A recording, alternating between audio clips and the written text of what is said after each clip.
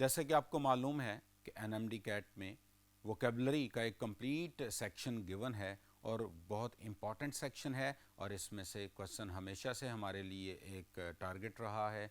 अब हमने अपने इस लेक्चर में ये देखना है कि कितनी तरह से ये क्वेश्चंस आ सकता है, और प्रीवियस पेपर्स को देखते हुए, करंट पेपर को देखते हुए हमने ये देखना है कि कितनी तरह से वो जो एग्जामिनर है वो क्वेश्चन पूछ सकता है, और उन क्वेश्चंस को हमने कैसे टैकल करना है, उसकी क्या टेक्निक्स हम यूज़ करेंगे, किस तरह से हम अननोन वर्ड्स के मीनिंग को गेस करेंगे और अपने इस क्वेश्चन को सॉल्व करेंगे। और इस के अलावा हम अपनी उस लिस्ट को कम्प्लीटली, जो हमारे पास गिवन लिस्ट है from A to G words, जो एनएमडी कैट के सिलेबस में गिवन है, हम उसको भी one by one word discuss करेंगे, वर्ड बाय वर्ड डिस्कस करेंगे, और हम उनके जितने भी हर एस्पेक्ट्स को हम डिटेल में पढ़ेंगे। तो चलिए शुरू करते हैं। वोकेबलरी में अगर हम देखें तो हमारे पास ये सबसे पहले सिनोनिम्स है। सिनोनिम्स का क्वेश्चन आ सकता है। सिनोनिम्स में वर्ड गिवन होगा, 4 ऑप्शंस होंगी, और आपने उसमें से सेम मीनिंग वाले वर्ड को फाइंड करना है। सिनोनिम में सेम मीनिंग फाइंड करना होता है, सिनोनिम सेम।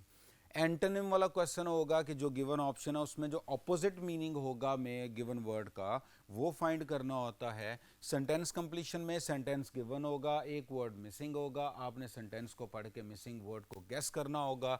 और स्पेलिंग में जो इस दफ़ा 2020 में पूछा गया है, उसने स्पेलिंग के ऑर्डर को चेंज कर दिया, मिस स्पेल्ड कर दिए वर्ड को, और फिर उसने जो आइडेंटिफाई करना है कि कौन सा वर्ड जो है वो करेक्टली स्पेल्ड है। तो अब हम उसमें देखेंगे सही स्पेलिंग वाला कौन सा वर्ड है। तो अब सबसे पहले हम देखते हैं वर्ड को। वर्ड के 3 पार्ट्स होते हैं सबसे पहले, और जो बेस, जो मेन उसका पार्ट होता है वो रूट वर्ड कहलाता है। उसको स्टेम भी कहते हैं, बेस भी कहते हैं, रूट भी कहते हैं, जैसे रप्ट है और एग्री है। अब उस रूट से पहले हम दूसरा पार्ट ऐड करते हैं, that is prefix. Pre mean before, fix mean place, जो रूट से पहले प्लेस किया जाता है, जैसे एब्रप्ट और डिसएग्री। और फिर एक पार्ट हम एंड पे ऐड करते हैं रूट के, दैट इज सफिक्स, जैसे एलवाई, एब्रप्टली, जैसे मेंट, डिसएग्रीमेंट। तो इस तरह से किसी भी वर्ड को हम मैक्सिमम 3 पार्ट्स में डिवाइड कर सकते हैं, रूट, प्रीफिक्स और सफिक्स। रूट मेन पार्ट होता है, प्रीफिक्स स्टार्ट में लगता है और सफिक्स एंड पे लगता है। जो रूट वर्ड होता है उसने most of the time negative और positive polarity of the word show करनी होती है। जैसे रप्ट, एब्रप्ट, एब नेगेटिव है, एग्री, डिसएग्री ये भी नेगेटिव है। तो जो प्रीफिक्सेस होते हैं ये मोस्ट ऑफ द टाइम जो नेगेटिव और positive polarity of the word show करते हैं, और सफिक्स जो है वो पार्ट्स ऑफ स्पीच को रिप्रेजेंट करता है। Most of the time parts of speech जो शो करता है, जैसे एलवाई है, जैसे मेंट है। मेंट अगर आ गया तो ये नाउन होगा, एलवाई वाला एडवर्ब भी होता है, एडजेक्टिव भी है। तो इस तरह से हम एब्रप्टली, डिसएग्रीमेंट, तो ये हमारे पास एक कंप्लीट वर्ड का स्ट्रक्चर है, और इस पूरे प्रोसेस को एफिक्सेशन कहते हैं। हम किसी भी अननोन वर्ड को प्रीफिक्स की मदद हेल्प से भी, जो कि पहले आता है, सफिक्स की हेल्प और रूट की हेल्प लेकर हम क्या करते हैं, हम वर्ड के मीनिंग को गैस करने की कोशिश करते हैं। आइए अब वन बाय वन हम प्रीफिक्सेस, सफिक्सेस और रूट वर्ड्स को देखते हैं। तो सबसे पहले हम प्रीफिक्स को देखते हैं। जी स्टूडेंट, जैसे कि अभी हमने डिस्कस किया कि प्रीफिक्स जो है वो pre mean before, fix mean place, जो कि रूट से पहले प्लेस किया जाता है। और कुछ इंपॉर्टेंट प्रीफिक्सेस को अगर हम यहाँ पे देखें तो प्रीफिक्सेस हैं, और हमने इन प्रीफिक्सेस के हमने कोई ना कोई वर्ड गेस करना होता है, मीनिंग गेस करना है। जैसे देखिए, एंटी का मीनिंग अगेंस्ट होता है, ANTE का मतलब बिफोर होता है। सरकम अराउंड को कहते हैं। को का मतलब विद या टुगेदर होता है। डी का मतलब डाउन, अवे या ऑफ होता है। डिस का मतलब ऑपोजिट या नॉट होता है। एम और एन का मतलब put into encode. Ap का मतलब क्लोज टू या आफ्टर होता है। एक्स का मतलब फॉर्मर भी होता है, आउट ऑफ भी होता है, जैसे एक्स प्रेसिडेंट है। एक्स्ट्रा का मतलब मोर देन हो सकता है। एक्स्ट्रा करिकुलर एक्टिविटीज़ जैसे होती हैं, तो बियॉन्ड भी होता है। फोर का मतलब बिफोर होता है, फोर हैंड हो गया, फोर टेल हो गया, पहले से जो बात बताई जाए, प्रोफेसी। तो होमो का मतलब सेम होता है, जैसे होमोफोन, होमो मतलब same, phone mean sound, homophones हम पढ़ते हैं जो पेयर ऑफ वर्ड्स भी होते हैं। फिर hypertension, hypertension high blood pressure को कहते हैं, क्योंकि हाइपर का मतलब अबव होता है, ओवर होता है। हाइपो का मतलब बिलो होता है, हाइपोटेंशन लो ब्लड प्रेशर को कहते हैं। तो हाइपरटेंशन, हाइपर सेंसिटिव, तो और बहुत सारे वर्ड्स हैं। इल आ जाए, इम आ जाए, इन आ जाए, इर आ जाए, अन आ जाए, तो ये नॉट के, ये नॉट का मीनिंग जैसे impossible, possible, impossible, legal, illegal, तो करेक्ट, इनकरेक्ट, रेगुलर, इन इरेगुलर। इसी तरह से इंटर जो होता है ये बिटवीन होता है, इंटरसिटी, बिटवीन टू सिटीज, इंटरसिटीज। और फिर माइक्रो, माइक्रो का मतलब स्मॉल, मोनो का मतलब वन, मोनोलॉग, लॉग वर्ड्स को कहते हैं जो ए सिंगल जो डिक्शन हो। और ओमनी, ओमनी का मतलब एवरी और ऑल। ओमनीवोर जो हर चीज़ खाने वाला, ओमनीसिएंट हर चीज़ का नॉलेज रखने वाला, ओमनी प्रेजेंट हर जगह प्रेजेंट होने वाला। सेमी का मतलब हाफ, सेमी सर्कल। सुपर का मतलब अबव, सुपर नेचुरल। ट्रांस का मतलब अक्रॉस, ट्रांसपोर्ट, पोर्ट के उस तरफ। तो ये जो वर्ड्स हैं ये हमें मीनिंग को गैस करवाने में हेल्प करते हैं, और इससे हमें ये भी आइडिया हो जाता है कि वर्ड पॉजिटिव है और नेगेटिव है। पॉजिटिव, अब देखिए सिनोनिम वर्ड है, अगर आप सिनोनिम फाइंड कर रहे हैं और आपका मेन वर्ड नेगेटिव है तो उसका आंसर भी नेगेटिव ही होगा। और अगर आप तो अगर जो मेन वर्ड अगर पॉजिटिव है और आप अगर सिनोनिम फाइंड कर रहे हैं तो आपको सिनोनिम पॉजिटिव वर्ड फाइंड करना है। तो सबसे पहले आप ऑप्शन में देखिए, लेट्स सपोज आपका मेन वर्ड पॉजिटिव है, तो ऑप्शन में वर्ड आप 4 ऑप्शंस होंगी, उसमें 2 पॉजिटिव हैं, 2 नेगेटिव हैं। तो आप सबसे पहले सिनोनिम ढूंढते हुए नेगेटिव को आप यहाँ से स्किप कर दें, तो आपका जो है वो 50% तक जो करेक्ट जो सही होने का, क्वेश्चन सही होने के चांसेस होते हैं। तो आप फिर 2 पॉजिटिव में से आप फाइंड आउट करेंगे with root, with the help of root और with the help of suffix and prefix. तो आप उस तरह से इसको कर सकते हैं। तो हम लोग पढ़ रहे थे प्रीफिक्सेस को। तो प्रीफिक्सेस में हमने देखा कि हमने किसी भी एक पार्ट को जो कि पहले यूज़ होता है और उसको हम मीनिंग से आइडेंटिफाई कर सकते हैं। अब हम देखते हैं कुछ रूट वर्ड्स को। रूट्स में देखिए एंथ्रोप, एंथ्रोप जो होता है इसका मतलब मैन होता है, man, anthropology study of man. ठीक है। एक्वा, एक्वा आप सबको पता है वाटर को कहते हैं एक्वा। फिर ऑड, ऑड हेयरिंग, ऑडियो जो हेयर किया जाए, audio. Ben, B E N E, bene या बेन, बेन गुड को कहते हैं, बी ई एन भी आ जाए और बेन भी आ जाए, बेनेडिक्शन, बेनेडिक्शन। ठीक है। तो बेन, बेनेवोलेंट। और फिर बायो, बायो का मतलब लाइफ होता है, बायोलॉजी। क्रोन का मतलब टाइम होता है, क्रोनोमीटर। क्रेड का मतलब बिलीफ होता है, क्रेडुलस। डेम का मतलब पीपल होता है, डेम का मतलब या डेमो आ जाए, डेमोग्राफी। ठीक है। डेमोक्रेसी, तो ये गवर्नमेंट ऑफ द पीपल। फिर फ्रैक आ जाए, फ्रैग आ जाए तो मतलब फ्रैक्शन, फ्रैक्शन, फ्रैगमेंट, तो ये ब्रेक का होता है। फिर जेन का मतलब बॉर्न होता है, हाइड्रोजन, वाटर से प्रोड्यूस होने वाली। जियो का मतलब अर्थ होता है। जेक्ट का मतलब थ्रो होता है, इंजेक्ट, इनर इन थ्रो, आउट, ईजेक्ट बाहर की तरफ। तो जंक्ट का मतलब ज्वाइन होता है, जंक्शन जहाँ पे गाड़ियाँ एक दूसरे के साथ के ज्वाइन होती हैं, जंक्शन। लॉक का मतलब वर्ड होता है, मैक का मतलब लार्ज होता है और मैल का मतलब बैड होता है। तो इस तरह से ये रूट्स होती हैं और हर रूट्स के जो वर्ड्स होते हैं, ये हर रूट्स की जो हर रूट का कोई ना कोई एक मीनिंग होता है, हमने उस मीनिंग को गेस करके अपने जो वर्ड के मीनिंग को फाइंड करना होता है। तो इस तरह से हमने अभी प्रीफिक्सेस को देखा, अभी रूट को वक्त देखा। आइए अब हम देखते हैं सफिक्सेस को। जी स्टूडेंट्स, जैसा कि हमने पढ़ा कि सफिक्स होता है वो रूट के एंड पे लगता है, और मोस्ट ऑफ द टाइम ये हमें पार्ट्स ऑफ स्पीच को आइडेंटिफाई करवाने में हेल्प आउट करता है। क्योंकि देखिए सिनोनिम जो होता है, सिनोनिम जो हमने आंसर फाइंड करना है उसका पार्ट ऑफ स्पीच सेम होना चाहिए। अगर वर्ड मीनिंग में सेम हो और पार्ट्स ऑफ स्पीच में सेम हो उसे कहते हैं सिनोनिम।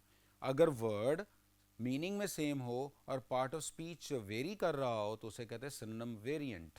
इसी तरह से एंटोनिम जो है वो मीनिंग अपोजिट हो, पार्ट ऑफ स्पीच सेम हो तो एंटोनिम होगा। लेकिन अगर मीनिंग अपोजिट हो और पार्ट ऑफ स्पीच वेरी कर रहा हो तो उसे एंटोनिम वेरिएंट कहते हैं। तो इस तरह से हमने पार्ट्स ऑफ स्पीच को भी जहन में रखना होता है सिनोनिम एंटोनिम के वोकेबलरी के क्वेश्चन को सॉल्व करते हुए।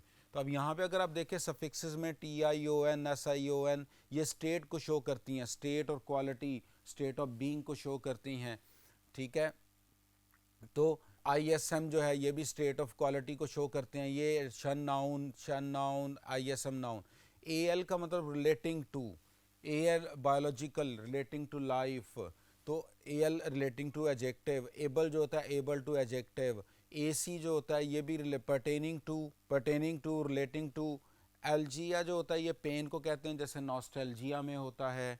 फिर एंस जो होता है स्टेट और क्वालिटी ऑफ होता है। एड जो होता है ये भी स्टेट और क्वालिटी ऑफ होगा। साइड जहाँ पे आ जाए वहाँ किलिंग होती है, जैसे पेट्रीसाइड, मेट्रीसाइड, फ्रेट्रीसाइड, सुएसाइड। और फिर इस तरह क्रेसी आ जाए तो ये रूल, गवर्नमेंट या पावर को कहते हैं। DOM आ जाए ये कंडीशन और स्टेट को कहते हैं, जैसे ठीक है। DOX होता है ये प्रेस को भी कहते हैं, ये बिलीफ को भी कहते हैं, हेट्रोडॉक्स हो गया। और उसके बाद EE जो होता है ये रिसीवर को कहते हैं, जैसे एम्प्लॉई, रिसीव करने वाला। फिर OR और AR जो होता है ये one who takes part in, इसका मीनिंग होता है वन हु टेक्स पार्ट, जैसे एक्टर, एक्ट से actor, one who takes part in acting. Teacher, teaching, one who takes part in teaching, ठीक है। Driver, ER, one who take part in driving. तो इस तरह से एमिया जो तो एमा जो वो ब्लड को, एनीमा जो कहते हैं ब्लड को कहते हैं, और इसी तरह से ब्लड कंडीशंस को कहते हैं, और हुड जो होता है ये स्टेट और क्वालिटी को होता है।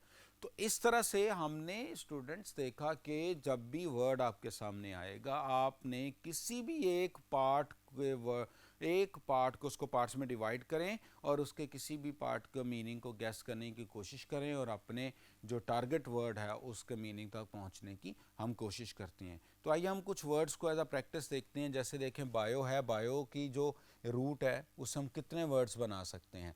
जैसे देखें बायोलॉजी, स्टडी ऑफ बायो, ठीक है। बायोटेक, बायोटेक, ठीक है। सिम्बायोसिस, सिस प्रोसेस को कहते हैं, लाइफ है, और इस सिम का मतलब टुगेदर या सेम।